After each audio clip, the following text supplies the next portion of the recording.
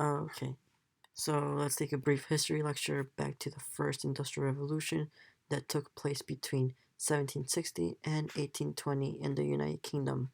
According to an economist, in order for something to be classified as a industrial revolution, we need three things: a new way of communication, which was the printing press and the telegraph; a new way of transportation, which was the steam power locomotive; and a new way of energy source, which was the burning of coal. Alright, now let's hop on to the second industrial revolution. Now this one took between 1870 and 1900 in the United States. Now here, the way of communication was through radio, television, and telephone. The way of transportation was through internal combustion vehicles, and the energy source here was crude oil or petroleum. Now, what if I told you there is a third revolution happening right now in today's age? Now, you may be wondering, how is that possible? Well, if you stop and think, our new way of communication is through the internet. Our new way of transportation is through hybrid and electrical cars. And our new energy sources through renewable sources such as wind energy, nuclear energy, and most importantly, solar energy. So what exactly is solar energy technology? Well, basically it's what you think it is. It's energy that comes from the sun. So the sun makes a lot of energy, but only a fraction of that energy reaches the earth. Once we get the energy, we harness it, and then we use that energy for our own usage. But the downside of all this is that it is kind of more expensive in the short term, but not in the long term, which is good news. So now I'm going to talk about solar radiation, also known as sunlight. The main source of solar radiation is obviously the sun. Basically, when this happens, it happens in waves, in the form of electromagnetic waves, and they interact with the Earth's atmosphere. When the sun's energy reaches the atmosphere, it's called total solar irradiance, or solar constant. Now, solar radiation all depends on the surface, the latitude, the elevation, the location, humidity of the air, clearness of the sky, and the time of day. So now I'm going to talk about the three different processes that solar energy is converted to. So the first process is the heated chemical process, which is basically photosynthesis, where we take carbon dioxide, the sun's rays, and water, and that is converted to glucose and oxygen. So next we have the heliothermal process, which is where the sun's energy is falling on the surface of the earth, and that is converted directly into thermal energy. Lastly, we have the helioelectric process, which is when we take the sun's energy and convert it directly into electric energy. So here we have a solar powered garden lamp, and to explain this really briefly, as long as it's dark outside, it would turn on, and as long as there is sun, the solar panel would detect that and it'll turn off. And right here you will see how, as the day is beginning to end, the lamp will turn on. So here's another example, and this is in the Great Village of Wheeling. I know, great village. But here we have a welcome sign, and here, as you can see here, it's powered by a solar panel, and what basically this is just like the garden lamps I showed you before. As long as there's sunlight, these lights will be off, but as long as there's low sunlight or little sunlight, these lights will turn on. So as you can see here, it's gonna sunset in a bit, and anytime soon now, these lights should turn on. And so after half an hour of waiting in the cold, the lights finally turned on, and as you can see, it is darker than originally, therefore showing the usage of the solar panels around the village of Wheeling. Now, what are other forms of solar technology? Well, my partner Hannah will explain that. It's a variety of technologies that convert solar energy to a useful form of energy. I will talk a little bit about one type of solar thermal collector and technologies that convert solar energy to electric power. So the flat plate solar collector is mainly used to heat up water, and antifreeze fluid is used to collect heat from the flat plate collector. The flat plate collector is exposed to sunlight, and through a heat exchanger, the heat is transferred to water that then gets heated up. Another technology is concentrating solar collector, which has a parabolic collector, and the receiver is located along the focal line. And depending on the technology, heat transfer fluid could be used to create steam, or if water is being used, the receiver is directly connected to a turbine, and the steam is used to make the turbine rotate, which will create shaft work. And since the turbine is connected to a generator, the generator will create or produce electricity. Solar pond power plant is another technology that utilizes the heat difference between bottom and surface of the pond. And it's usually higher salt concentration at the bottom of the pond, since that will prevent the rise of hot water to the top. And organic fluid, such as alcohol, is used in the system. And the system also has a turbine that is connected to a generator that will produce electricity. Solar power tower is another technology that uses arrays of mirrors called heliostats. And these mirrors will direct solar rays to a receiver on the top of a tower. And water or molten salt tanks could be used for this technology. And as the two previous mentioned technologies, a turbine is connected to a generator that will produce electricity. So when I hear solar energy, the first thing I think of is photovoltaic cells, or PV cells. And this technology basically converts light to electricity, or photons to voltage. And this technology works because of the photovoltaic effect, which is based on the photoelectric effect that Albert Einstein got the Nobel Prize for. And the idea behind the photoelectric effect is that a certain material produces small amounts of electric current when exposed to light. And one single solar cell produces 1 to 2 watts. So that is why multiple cells are connected together. And that is a panel or a module.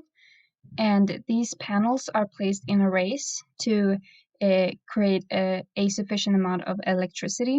And a little bit more about the technology here.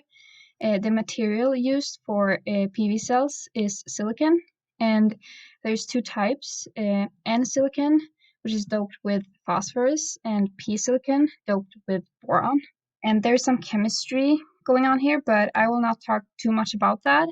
But the chemical properties of phosphorus and boron will create a positive and a negative charge on each side of the cell. And this will create an electric field with potential difference. And when the cell is exposed to light, photons will free electrons in the material that will create an electrical current.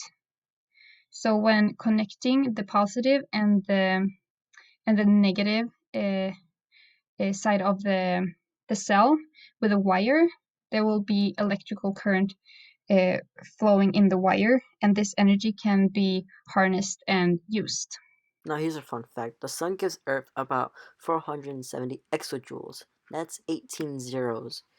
And the sun gives that amount of energy in just 88 minutes. In 2015, the total amount of energy spent in that year alone was 575 exajoules. And that's in 1 year. And if we think about it, the sun gives us 1 year's worth of energy in less than 2 hours. Now, the question is, how can we harness that energy? Well, my partner Gabe will explain that. For energy storage systems, I'll be going over 4 main topics that will cover how solar energy is stored. First one's thermal energy storage, second electrical, third chemical, and fourth mechanical. So first off, thermal energy storage. This will be used in 2 ways for solar energy storage. The first will be through sensible heat, and this is defined as heat being added or taken away from a system. So obviously if heat is being added or taken away, there's going to be a change in the temperature.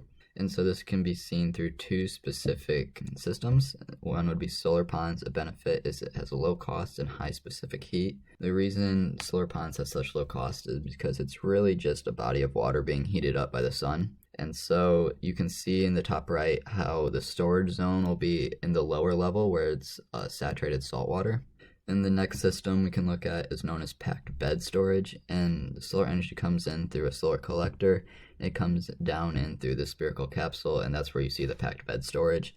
And then if you reverse this process, you can actually take the energy out, and that's where the energy can be used. The next thing we'll look at is latent heat, and this occurs in isothermal processes. And the way energy is absorbed or released is if there's a phase change. So say ice melts, there will be energy stored in the ice, and when it melts into water, the energy will release that way. So next we're going to look at electrical storage. And so the main thing to look at on here is capacitor, inductor, and the battery. So the way the capacitor works is that it converts DC power that is produced by solar cells to the AC power, and this is used in the electricity grid. And so a good thing capacitor is good for is it stores large amounts of electrical energy. And another thing to keep in mind is it stores energy at a high voltage and low current. On the other hand, the inductor, it stores energy at a low voltage and high current. And a high magnetic fields there needs to be high magnetic fields in order for this to be efficient. The inductor works by producing a magnetic field around the coil, and the kinetic motion from the electrons in the field of flux result in a storage of energy. So if you think about it, the more current in the coil, that means the stronger the magnetic field, and the more energy the inductor will be able to store. Then the battery, this is the most common storage system for solar energy that we see in houses. And people have batteries to store their solar energy that is captured during the day that is not used. And so they'll have energy for at night, say when they don't have as much solar power coming in through their panels. Or if you want to look at it a little bigger picture, you can think about it as seasons. So say in the summer compared to winter, obviously in the summer you're going to have more solar power coming in than compared to the winter. So you'll be able to store this extra energy to help balance it out in the winter. Next, we're going to look at chemical storage. But the main thing on this is thermal energy from the sun can be stored as chemical energy through a process known as solar thermochemical energy storage, also known as TCES. And this works because thermal energy is used to drive a reversible endothermic chemical reaction. Reminder, endothermic reaction is a reaction where heat is absorbed. And this will result in thermal energy being stored as chemical potential. You can see here in the picture, it may be a little blurry, but the endothermic reactor, that's where energy will come in, and it has two storage systems, and there'll be an exothermic reactor, and that's just the opposite of an endothermic reaction. So that would be where heat is released. But lastly, we're going to look at the mechanical storage, and that will be first thing we'll look at is something called pumped hydroelectric, and this is where solar energy heats water on the surface of rivers, lakes, oceans, and this causes water to evaporate. And from there, water is pumped to a water source up to a storage reservoir at a higher elevation and is released from the upper reservoir to power hydro turbines located below the upper reservoir. And from there, the electricity for pumping may be supplied by hydro turbines. You can see in the picture, here's the reservoir, and then it'll come down in through the intake, the penstock, there's a turbine, and then it'll be released back into the river. So the next thing we'll be looking at is something called flywheels. And a flywheel works through a heavy cylinder that is kept floating in a vacuum containers by the use of a magnetic field. By adding power to it from solar energy or energy from a wind turbine, the flywheel is pushed into motion. So as long as the wheel is rotating, it stores the energy that initially started it, and therefore the energy can be converted into electricity when needed.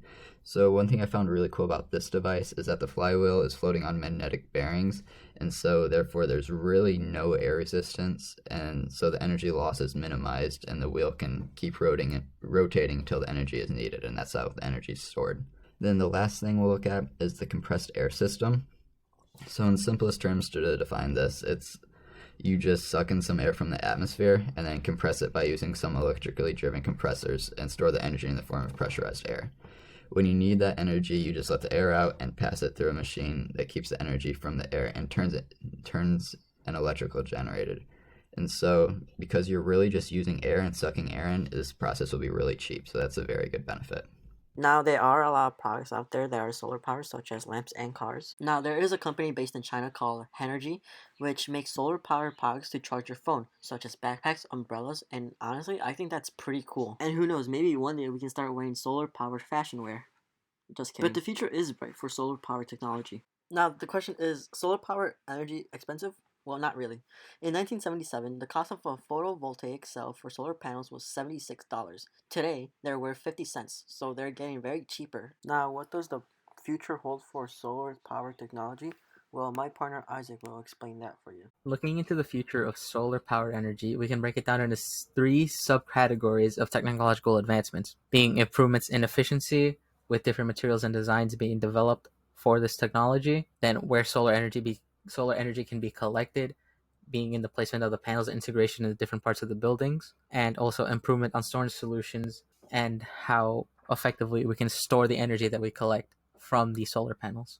The first one is the efficiency improvements that we can look at. Perovskites is a new material that can make solar panels still work as a solar panel as is intended to, and it's a way cheaper material than anything being currently used, and they're hoping that it could be more efficient in the future currently is up to 16% efficiency, and they're hoping to get it up to 50% efficiency in the future.